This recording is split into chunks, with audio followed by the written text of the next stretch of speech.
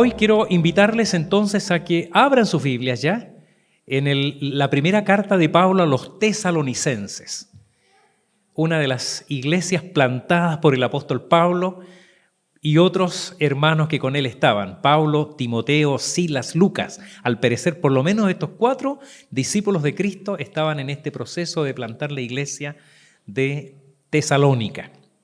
Primera carta de Pablo a la iglesia de Tesalonicenses.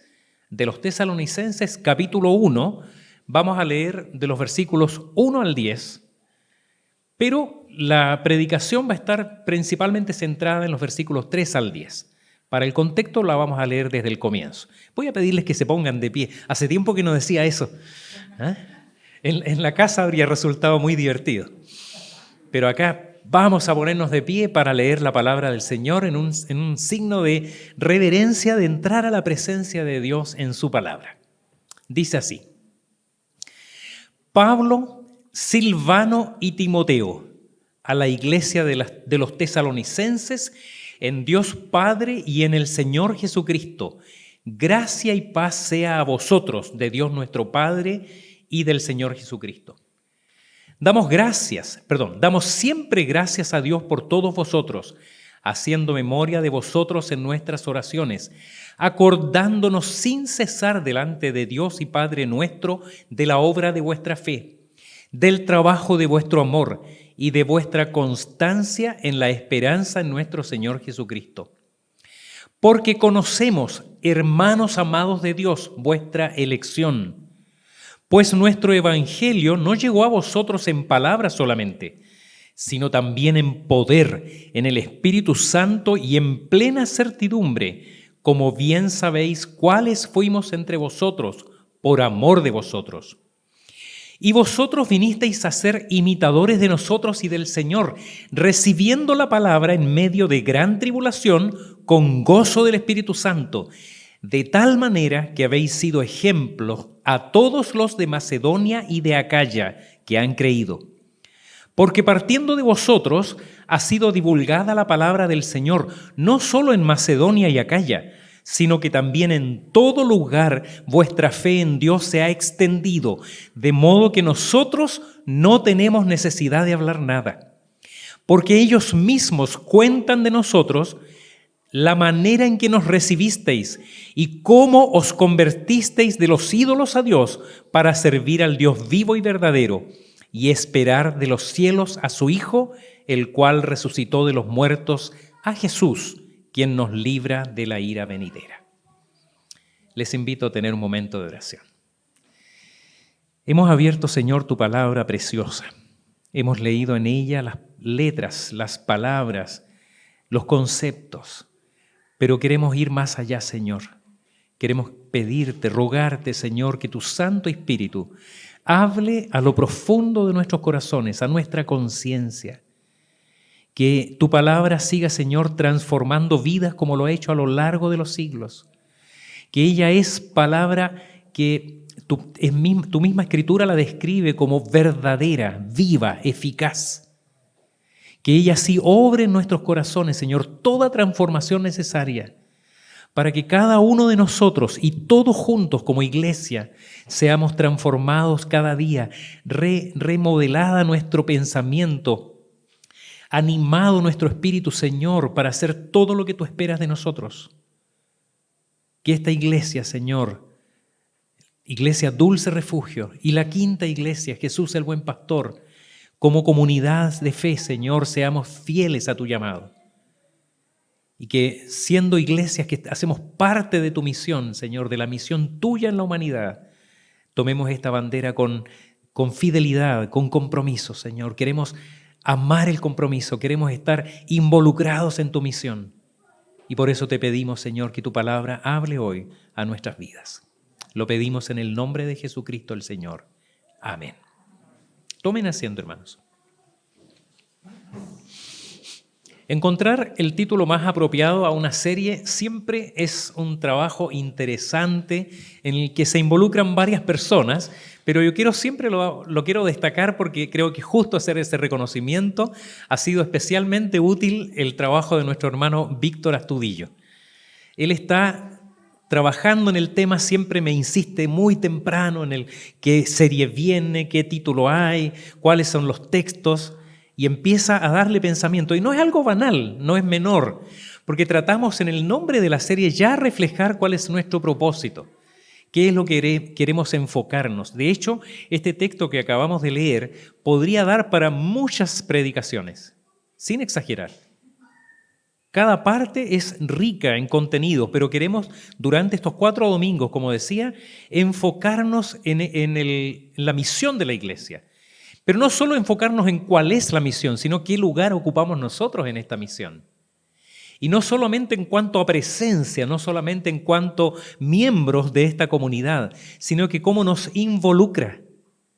Cómo involucra nuestro tiempo, nuestros talentos y también nuestros recursos, que son recursos que el Señor puso en nuestra vida, no solamente para que nos sintamos contentos, alegres, cuánto me ama el Señor, sino que pensando en que hay con seguridad algo más allá, en los propósitos de Dios, al poner recursos entre nosotros, al poner recursos en nuestras manos. Cuando hablamos de la expresión el arte del compromiso, estamos hablando no solamente como algo deseable, como cuando miramos una pintura, un objeto artístico, escuchamos una música maravillosa que nos agrada, sino que también algo que es posible de perfeccionar, incrementar, multiplicar para hacerlo cada día más evidente también en nuestras vidas.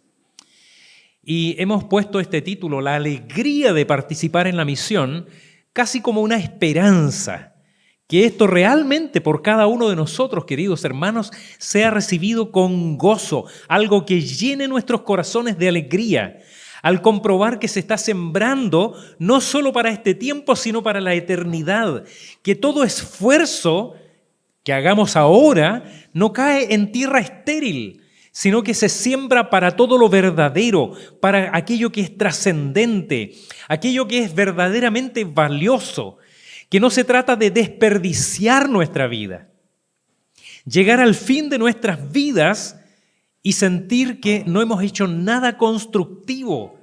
Qué trágico sería llegar al fin de nuestros días, mirar nuestra vida en retrospectiva y sentir que no hubo nada realmente valioso, trascendente, de lo que hayamos hecho parte, contribuyendo a construir, contribuyendo a sembrar algo que realmente trasciende. Y cuando hablamos de trascendencia, no estamos hablando de las próximas generaciones solamente. De hecho, es importante. Qué cosa más hermosa ver a estos niños que pasan aquí adelante con ese entusiasmo, con esa alegría. Ellos son parte de este proyecto maravilloso. Ellos son presente y futuro de la iglesia. Pero hay en ellos justamente traspasar este bastón del testimonio a las siguientes generaciones. Pero no solamente para que no se pierda el hilo del testimonio, como ha ocurrido, por ejemplo, en algunos países de Europa, donde la fe cristiana está prácticamente extinta, sino que pensando que cada uno de ellos está sembrando para la eternidad. El apóstol Pablo dice que aquellos que son objeto de nuestro esfuerzo y acciones son nuestro gozo y corona el día que Cristo vuelva por los suyos. Usted tiene que imaginarse, y lo dice así el apóstol Pablo, les pregunta justamente a los hermanos de Tesalónica, porque ¿cuál es nuestra esperanza o gozo y corona de que me gloríe? ¿No lo sois vosotros delante de nuestro Señor Jesucristo en su venida? Vosotros sois nuestra gloria y gozo. Entonces usted tiene que ponerse en esa situación de imaginar el regreso glorioso del Señor con una multitud de gente alegres, llenos sus gozos de alegría, en una actitud de expectación maravillosa por la venida del Señor, y mirar a su alrededor y ver ahí a sus hermanos.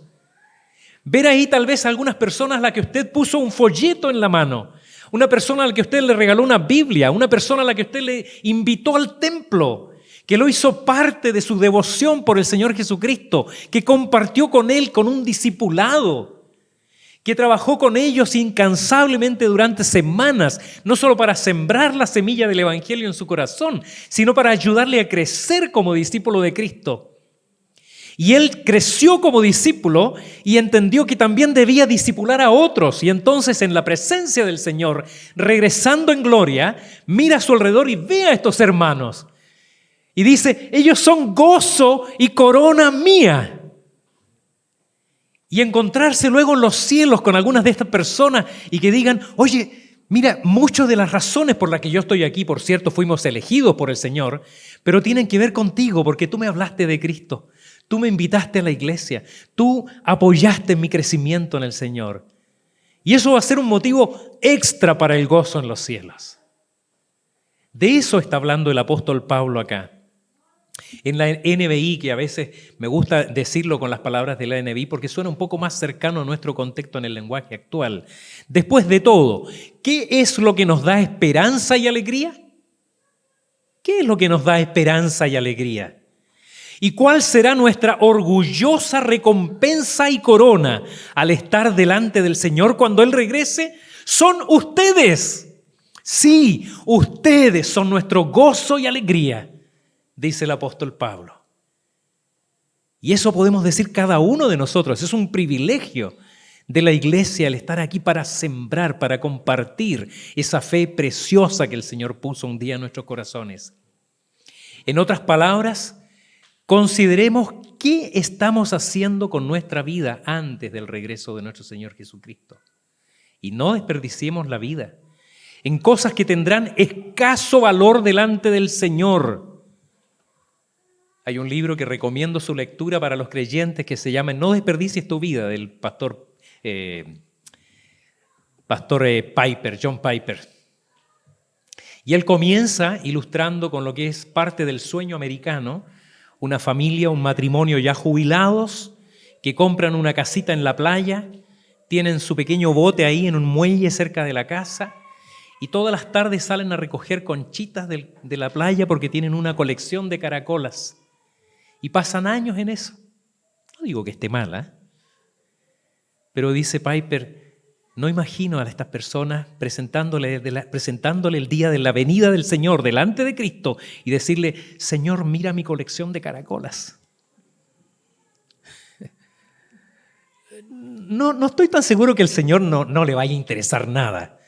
No soy tan pesimista como Piper tal vez en eso. A lo mejor el Señor se emociona, no sé.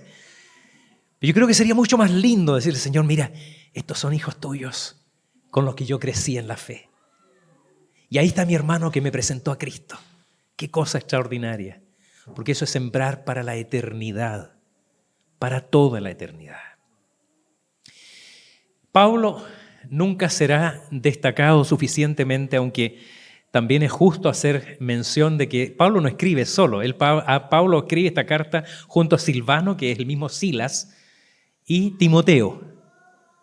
Pero Pablo es el teólogo, gran teólogo. Pablo es el filósofo del primer siglo.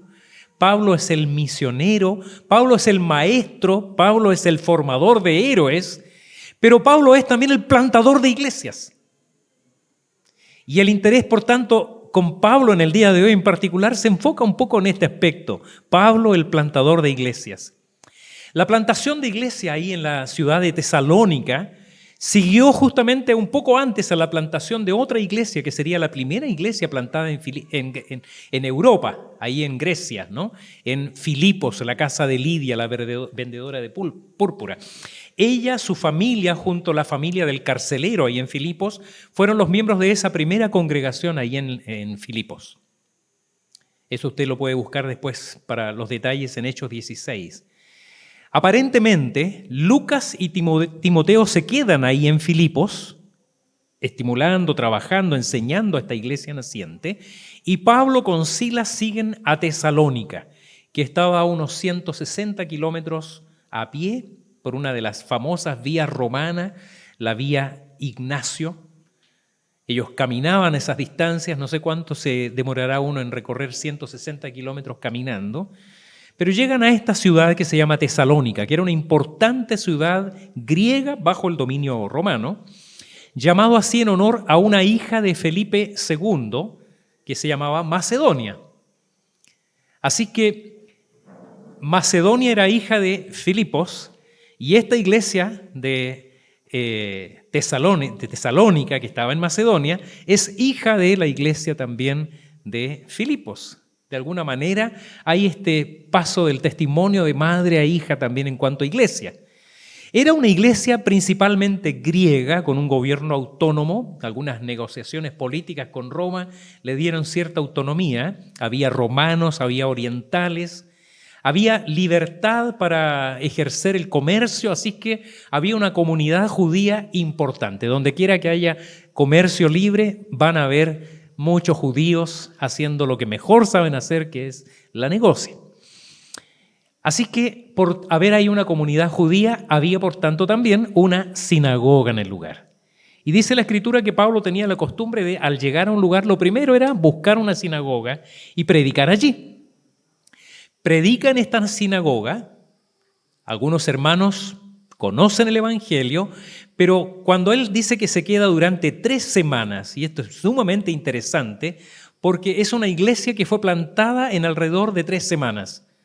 No quiero que se desanimen, pero ¿cuánto tiempo llevamos nosotros desde Refugio de Gracia? No vamos a hablar de eso hoy día. Pero esta iglesia fue plantada solo en 3 semanas, porque dice que ellos por 3 días de reposo predicaron en ese lugar. Así que en esta ciudad, una ciudad estratégica, influyente, con recursos, aunque no con poca resistencia, porque hubo oposición tanto que Pablo y Silas prácticamente tuvieron que salir huyendo de ahí hacia Berea, se forma una iglesia en poco más de 3 semanas. Fue plantada una congregación. El resultado, por la gracia de Dios, fue una iglesia considerablemente grande. La misma carta en el capítulo 5, versículo 12, da idea de una ultraorganización interna de maestros, así que había ahí con seguridad una congregación numerosa, con un despertar espiritual tan intenso que no solamente ellos fueron edificados internamente, sino que la influencia de la iglesia de Tesalónica se distribuyó por todas partes. Vamos a hablar de eso enseguida. La obra del Señor por medio de sus enviados fue extraordinariamente productiva. Una iglesia fue plantada en tiempo récord, dejándonos a nosotros algunos ejemplos valiosos y principios para considerar en la plantación de iglesias como una de las estrategias para la evangelización del mundo más eficaces de todos los tiempos. Hoy, con la ayuda del Señor, vamos a explorar algunos de estos principios que encontramos en estos textos. Como decía adelante, habría mucho que predicar acá, en este pasaje que leímos en los primeros 10 versículos de esta carta. Pero vamos a enfocarnos en al menos 3 principios que encontramos acá que muestran cómo es una siembra eficaz. Si queremos tener una siembra eficaz, pensemos en estos 3 principios que encontramos en la Escritura acá. Y para una siembra eficaz, el primer principio que vemos reflejado en este texto que leímos es la necesidad de una predicación poderosa. Se necesita una predicación poderosa. Versículos 4 y 5, por favor, véanlo ahí en sus Biblias una vez más. Dice la Escritura: porque conocemos, hermanos amados de Dios, vuestra elección. Pablo está hablando acá de que reconoce que ellos fueron electos por Dios. No está hablando de la elección de los creyentes, sino que Dios los escogió a ellos para salvación. Es evidente, está diciendo Pablo. ¿Cómo lo sabemos? Porque nuestro evangelio no llegó a vosotros en palabras solamente, sino también en poder, en el Espíritu Santo y en plena certidumbre, como bien sabéis cuáles fuimos entre vosotros por amor de vosotros. Querido Felipe, Sebastián, estas solas palabras dan para un sermón. Aquí están los 3 puntos o 4 por lo menos. Cada versículo da para una predicación. Podríamos ampliar cada concepto separadamente, transformándolo en un punto. Pero lo vamos a resumir todo eso en una predicación poderosa. Pablo acá habla de certezas, de evidencias de que ellos son una iglesia auténticamente cristiana, compuesta de los escogidos de Dios para salvación. ¿Por qué? Vamos a ver por qué Pablo dice que tiene esa certeza. Primeramente porque la predicación no fue mera palabrería. No eran argumentos filosóficos ni humanistas. No se trató de autoayuda tan común en los púlpitos de hoy, sino una predicación en el poder del Espíritu Santo, que es el que usa la palabra de Dios para convertir los corazones de la idolatría al Dios verdadero. Estando ellos plenamente convencidos, una predicación que primero convirtió los corazones de los enviados, de los predicadores, de los mensajeros, quienes entregaron esa palabra no por ganancia deshonesta, sino por una de las razones más fundamentales: amor genuino por los oyentes. Amor por los oyentes, amor por los que asisten a la iglesia, amor por los ganados para Cristo, amor por los hermanos en el Señor por la misma fe. Gran responsabilidad de los predicadores. Se podría afirmar que probablemente este sea uno de los fundamentos más firmes en una plantación eficaz, la calidad de su predicación. Y acá no estoy hablando de la calidad de la oratoria, de las cualidades del predicador, sino de la fidelidad a la palabra, porque es la palabra la que es poderosa. No se trata de contar anécdotas, contar historias, testimonios que pueden ser edificantes, pero es la palabra la que debe ser honrada fielmente.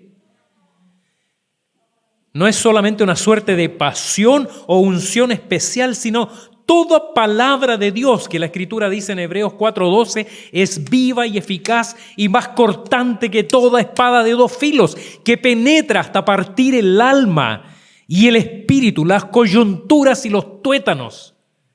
Reina Valera 60 ocupa todavía esta expresión, ¿no? La médula de los huesos, y discierne los pensamientos y las intenciones del corazón.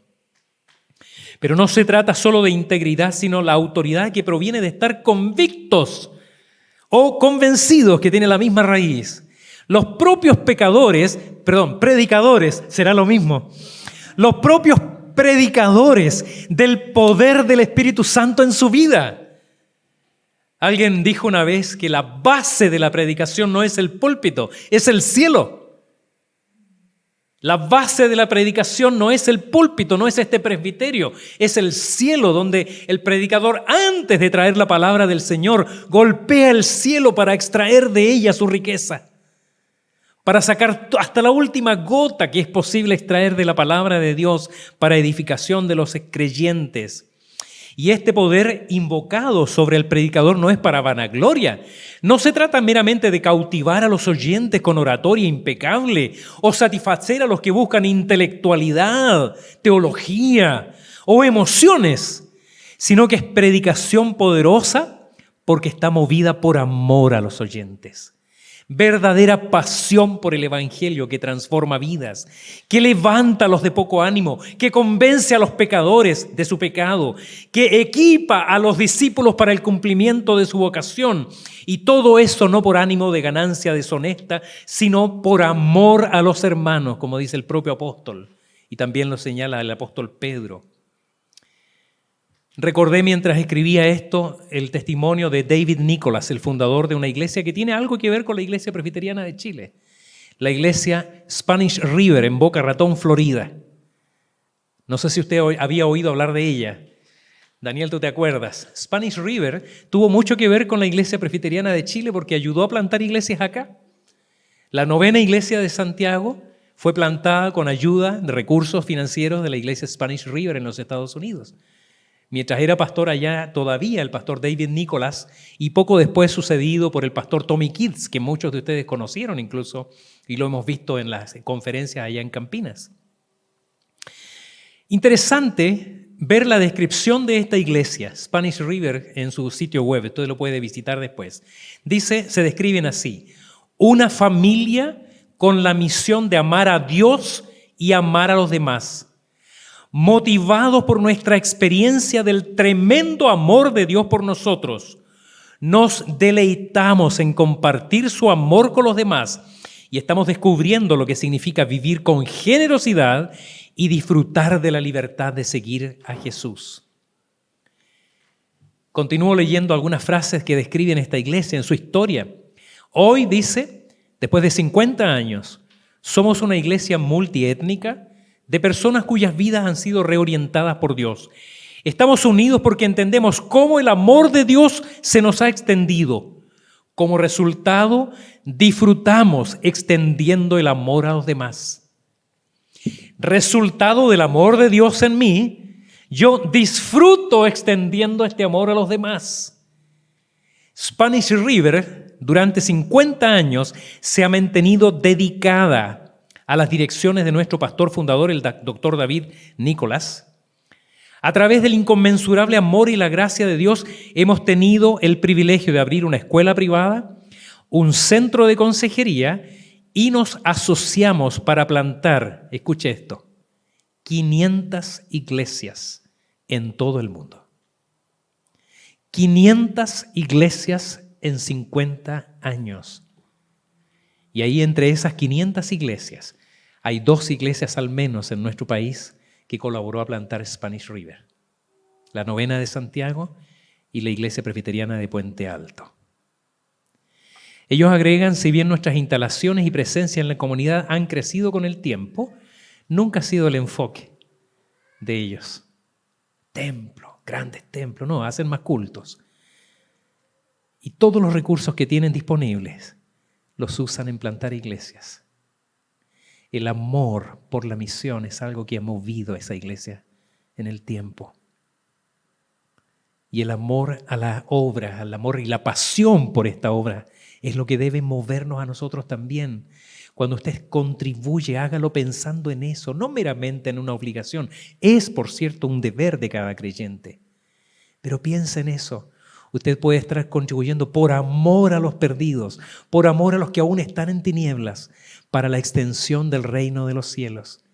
Y es de esperar que esta iglesia, como está en el corazón, yo sé, de muchos de ustedes, sea una iglesia que haya nacido preñada de otra iglesia. Que en la mente y el corazón de nosotros aquí en Maipú no esté solamente esta iglesia Dulce Refugio, sino la segunda, la tercera o la cuarta iglesia de Maipú. Una comuna lo suficientemente grande para tener 4 o 5 iglesias presbiterianas por lo menos.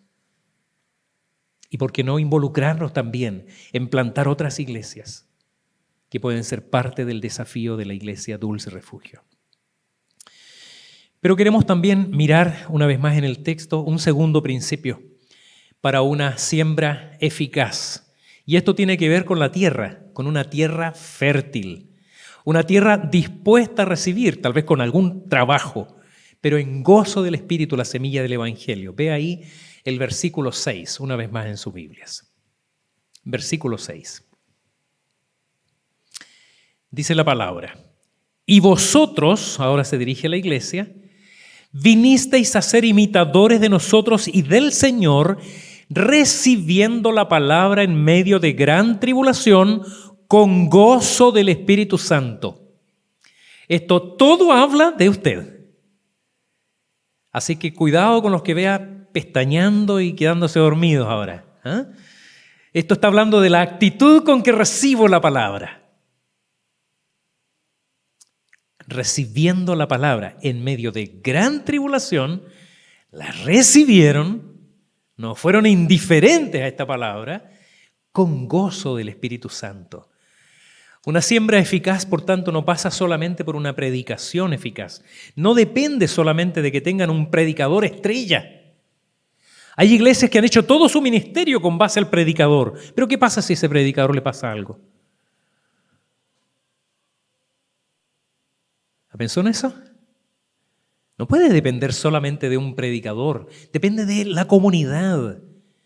Puede que hayan dificultades, que haya habido oposición, que haya habido luchas, como suele haber efectivamente cuando se siembra en un terreno que antes no ha sido sembrado, que significa desbrozar de malezas, quitar piedras, abonar, regar, cuidar de plagas, prevenir de depredadores. Pero donde hay abundante fruto, porque se siembra y se recibe en gozo del Espíritu Santo.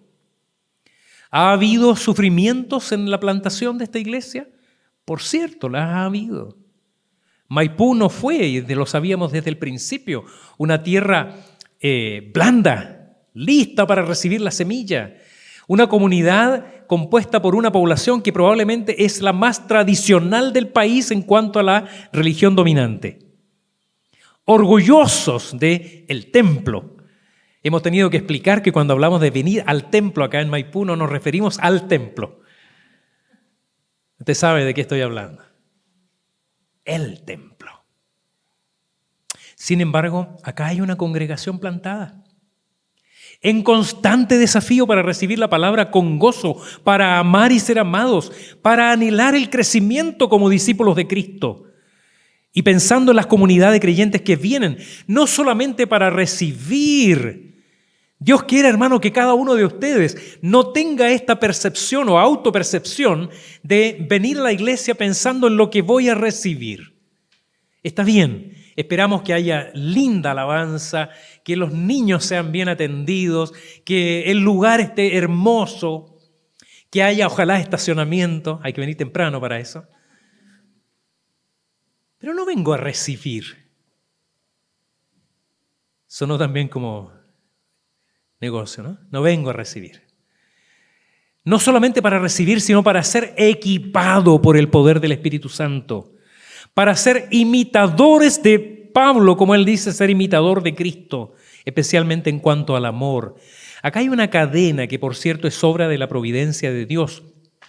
Un traspaso del bastón del testimonio en esta carrera de postas que es la siembra del Evangelio, como dice Marcos 16:15, id por todo el mundo y predicad el Evangelio a toda criatura. Y gracias a Dios ese testimonio nunca se ha interrumpido. Por eso estamos acá hoy día. Por eso hay una iglesia en este lugar. Porque a lo largo de 2000 años ha habido creyentes fieles que tomaron el bastón del testimonio y lo compartieron a las siguientes generaciones. Cristo a Pablo y los hermanos Lucas, Silas y Timoteo, y ahora los nuevos creyentes en Tesalónica. Imitadores todos ellos ¿de qué? Imitadores de Pablo, ¿en qué aspecto especialmente? Sino en el amor. Ninguno de los miembros de la iglesia, de esa iglesia en Tesalónica, aspiraban a ir a la cruz para morir por los pecados de nadie. Ninguno estaba interesado en tomar un manojo de cuerdas para ir a la sinagoga a echar a los mercaderes. No estamos llamados a imitar a Cristo en aquellas cosas que solamente Cristo pudo hacer. Tampoco podemos perdonar pecados como Cristo lo hizo. Podemos perdonar a los hermanos sus propias ofensas, pero no podemos pararnos delante de alguien, tus pecados son perdonados. Dios nos libre siquiera de tener esa pretensión. Pero ellos se regocijaron en la palabra de Dios aún en medio de grandes dificultades. Pablo y Silas, usted conoce la historia, y si no puede verla ahí en Hechos capítulo 16, tuvieron una experiencia tremendamente dura antes de ir a Tesalónica. Por predicar el Evangelio fueron tomados detenidos, fueron azotados con varas. Las varas eran unas varillas delgadas, a veces únicas o a veces un manojo de varillas que dejaban la carne viva. Y después de azotarlos duramente, los tiraron en la parte más profunda de un calabozo, un lugar oscuro, tenebroso, pusieron sus pies en un cepo de hierro. ¿Y qué actitud tomaron ellos en ese lugar? Dice la Escritura que estando en ese calabozo, en la profundidad, mientras estaban ahí, oraban y cantaban himnos al Señor. Y los presos los oían. Todos conocemos ese testimonio maravilloso. El propio Señor Jesucristo se alegró en los sufrimientos y oposición que sufrió. Y nos enseñó a los discípulos y nos enseña a nosotros que debemos animarnos cuando experimentemos aflicciones. En el mundo tendréis aflicción, pero confíen, yo he vencido al mundo. Así que por ese gozo en medio de las pruebas, aunque resultara difícil poner la semilla del Evangelio entre ellos, la forma en que ellos fueron transformados y el gozo con que recibieron la palabra es una evidencia clara de que sus corazones fueron tierra fértil, dispuesta para el Señor, para dar frutos. Yo ruego, querida iglesia, que entre nosotros también, como en nuestros hermanos en Jerusalén, que después de haber sido azotados por las autoridades judías, dice la palabra ahí en el libro de los Hechos, capítulo 5, versículos 41-42, fueron azotados, los conminaron que no hablaran más en el nombre de Jesús. Y dice la palabra, y ellos salieron de la presencia del concilio gozosos de haber sido tenidos por dignos de padecer afrentas por causa del nombre. Y todos los días en el templo y por las casas no cesaban de enseñar y predicar a Jesucristo. Así que hemos tenido algunas dificultades acá. Maravíllese, pues, hermano. Gloríese en el Señor porque somos imitadores de Cristo, imitadores de Pablo, imitadores de los primeros discípulos. Y el Señor va a hacer grandes cosas entre nosotros también hoy día. Es un llamado a los líderes, pastores y líderes de esta iglesia. No se desanimen. Es un llamado a toda la membresía. Oren que cada uno de nosotros pueda decir, también como el salmista, oh, cuánto amo yo tu ley, cuánto amo yo tu palabra. Llénense de alegría por amor a la palabra cuando experimenten pruebas. Mi oración al Señor es que esta sea una tierra fértil, cada uno de sus corazones. Sea tierra fértil para la semilla, una tierra donde crece el Evangelio y da frutos para Cristo. Amén. Y finalmente, una siembra eficaz es el fruto de una reproducción cercana. Este texto nos muestra cómo esta iglesia, después de 3 semanas de plantada, abrazó el compromiso de predicar el Evangelio y difundir el Evangelio en una amplia región. Ellos no se quedaron ahí encerrados en la sinagoga o en la casa de alguno de los creyentes, nutriéndose, alimentándose, sino que inmediatamente ellos pusieron manos a la obra y comenzaron a reproducir el Evangelio, plantando iglesias en otros lugares. Dice la palabra, versículos 7 y 8. Búsquelo ahí, véalo en sus Biblias. Usted sabe que tiene que leer para que el pastor no se arranque con los tarros. Controle. De tal manera que habéis sido ejemplo a todos los de Macedonia y de Acaya que han creído.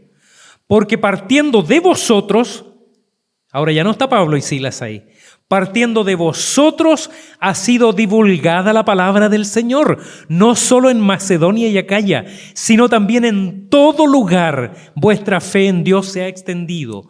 De modo que nosotros no tenemos necesidad de hablar nada. Esto es maravilloso, hermanos.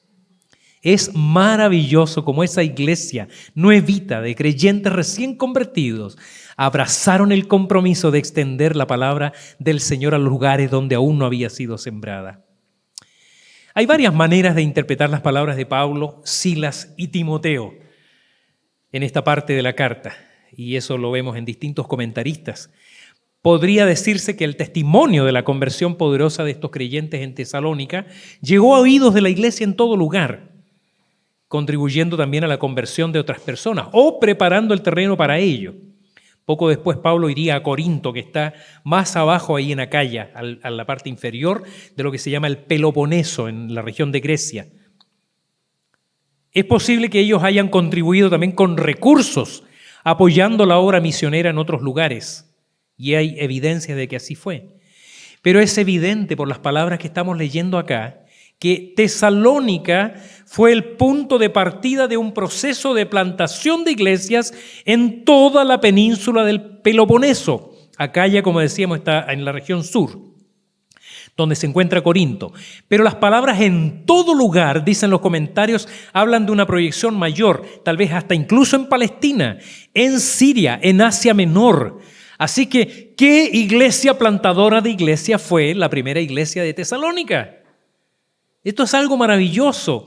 Y esas iglesias, hermanos, fueron clave en el sostenimiento de la obra de plantación de nuevas iglesias y en la formación de nuevos líderes, de misioneros del cristianismo primitivo.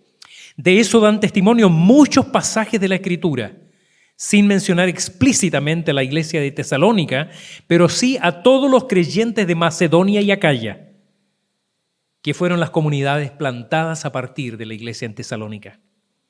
Es maravilloso el testimonio de Pablo que da a la iglesia de Corinto, cuando les escribe ahí en su segunda carta. Leo la segunda carta de Pablo a los Corintios. Dice: asimismo, hermanos, os hacemos saber la gracia de Dios que ha sido dada a las iglesias de Macedonia, una de esas iglesias tesalónicas, que en grande prueba de tribulación, la abundancia de su gozo y su profunda pobreza. Esto es algo extraordinario. Abundaron en riquezas de su generosidad, pues doy testimonio de que con agrado han dado conforme a sus fuerzas y aún más allá de sus fuerzas, pidiéndonos con muchos ruegos que les concediésemos el privilegio de participar en este servicio para los santos. Y no como lo esperábamos, sino que asimismo se dieron primeramente al Señor y luego a nosotros en la voluntad de Dios. Vemos acá una iglesia nueva, pobre, perseguida, rogándole a los discípulos, déjenos contribuir, vamos a reunir una ofrenda y vamos a enviar para ayudar a plantar nuevas iglesias, para apoyar a los misioneros que están haciendo este trabajo, para que no les falte nada. Por favor, hermanos, les rogamos, déjenos participar de esto, queremos hacerlo. Yo no sé usted, pero yo esto lo encuentro extraordinario. Es maravilloso. Y Pablo añade ahí en el capítulo 11 de la segunda carta a los Corintios, y cuando estaba entre vosotros y tuve necesidad, a ninguno fui carga, pues lo que faltaba, me faltaba, lo suplieron los hermanos que venían de Macedonia. Y en todo me guardé y me guardaré de seros gravosos. Así que esta iglesia, o las iglesias por ellos plantaran, contribuyeron también al sostenimiento de la misión del apóstol Pablo. ¿Qué nos dice eso a nosotros, iglesia de Maipú, iglesia ahí en la cisterna? ¿No vemos en esto claramente un llamado a mejorar nuestro compromiso? Pero que no sea solamente un compromiso como un deber cristiano, sino un compromiso gozoso, la alegría de participar en la misión, de estar en el desarrollo de la obra de Cristo por medio de la plantación de iglesias. Cuando la iglesia Quinta de Santiago, en la comuna de La Cisterna, llamó al pastor Joao Petrecelli a participar en el proyecto de desarrollo que ellos tenían como iglesia, a contribuir a la revitalización de esa congregación, yo he oído que la iglesia contaba en ese tiempo con alrededor de 20 miembros activos, contribuyentes, participantes, 20 personas. Puede que me equivoque, hermanos de La Cisterna, me perdonan si me equivoco, pero es lo que yo oí. Esto es al comienzo de la década del 2000. La iglesia comenzó su revitalización y aceptó el desafío de plantar iglesias. Y partió un grupo ahí a la comuna de Puente Alto. Varias familias que hoy son parte de la iglesia Puente de Vida. Aceptó el desafío después de acoger a una iglesia en proceso de plantación, la iglesia 1, que luego fue organizada como iglesia también, hija de la Quinta Iglesia. Y hoy tiene también el desafío de plantar esta iglesia aquí en la comuna de Maipú. 20 personas al comienzo. Yo he calculado que sumando las congregaciones Maipú, Puente de Vida, Iglesia 1 y Quinta Iglesia, suman entre 450 y 500 personas. Cuesta imaginar un proceso más eficaz de plantación de iglesia y nos quedamos chicos, hermanos, porque podría ser aún una cifra mucho mayor. Y no es que esté exaltando los números. Yo no soy de las personas que se jactan de estas cifras. Pero hermanos, pensemos que esto es algo maravilloso, es una obra tremenda. Plantar iglesias es algo realmente extraordinario en la obra de la iglesia de difundir el evangelio a toda criatura. Implica, como decíamos delante, nacer preñados de otras iglesias, tener en nuestro ADN la plantación como una de las estrategias más eficaces para la difusión del evangelio en la historia de la iglesia cristiana. Implica entender que nuestros recursos no pueden ser dados solo pensando en el crecimiento interno y en comodidades en nuestras instalaciones, sino desde el principio tener en nuestros ítems, en nuestros recursos, el concepto de desarrollo de la iglesia en otros contextos. Pero eso significa un compromiso de amor que debe hacerse material. Y no necesitaremos hacer esfuerzos especiales si hay un corazón dispuesto a dar a Dios lo que es de Dios. Todos conocemos el diálogo de Jesucristo con los discípulos, con aquellas personas que intentaron tentarlo con la moneda. O mejor dicho, con esto de los tributos. Y él les dice, traigan una moneda. ¿Qué dice la inscripción? El César. Pues den al César lo que es del César. Pero nos olvidamos de la última parte. Y a Dios lo que es de Dios. A Dios le damos lo que es de Él. Y hermanos, si esta iglesia da al Señor solamente lo que es de Él, no va a haber que hacer esfuerzos especiales, ni bingo, ni rifa, ni nada. Va a haber, es promesa del Señor. Y debemos creerle a las promesas del Señor. No solo pensar en plantar esta iglesia, sino en ser madre, abuela y bisabuela de otras iglesias. Cuando lleguemos a ese nivel, vamos a estar realmente gozosos. Que el Señor así lo haga entre nosotros. Una siembra eficaz parte por una predicación poderosa, muy importante, poder del Espíritu Santo, convicción, pero sobre todo amor por los creyentes, amor por los perdidos. Debemos derramar nuestra alma en oración y ore por los predicadores. Si usted no lo hace regularmente el domingo en la mañana, piense en el predicador, independientemente de quién esté, y ore por esa predicación, que sea en el poder del Espíritu Santo. Una tierra fértil, seamos nosotros personas dispuestas a recibir, dispuestas a trabajar. Puede que haya necesidad de remover piedras, obstáculos, arar una tierra seca, pero hagámoslo con gozo, en gozo del Espíritu. Y una predicación, una reproducción cercana, que esta sea una iglesia que nazca preñada de otras iglesias. Que el amor de Cristo inunde nuestros corazones. Pero no solamente en el sentido de sentirnos amados por Él. ¿Se siente usted amada por el Señor? Amén. Yo sé que sí, el Señor nos ama. Pero la palabra dice que si alguno cree en Él, de su interior correrán ríos de agua viva. Es algo que está en nuestros corazones para no para sentirnos regocijados, decir, estoy llenito, estoy contento. Qué alegría ser un creyente en el Señor. Dios me ama. No, que eso sea un río, hermanos, que fluya hacia el exterior, pensando en que hay muchos aún allá afuera que no tienen este privilegio, que aún están en tinieblas, que aún no conocen que hay un Señor que murió por Él, que hay una vida eterna que compartiremos por siempre con el Señor, estando en su presencia. Que así haga el Señor en cada uno de nosotros y así bendiga a esta amada congregación.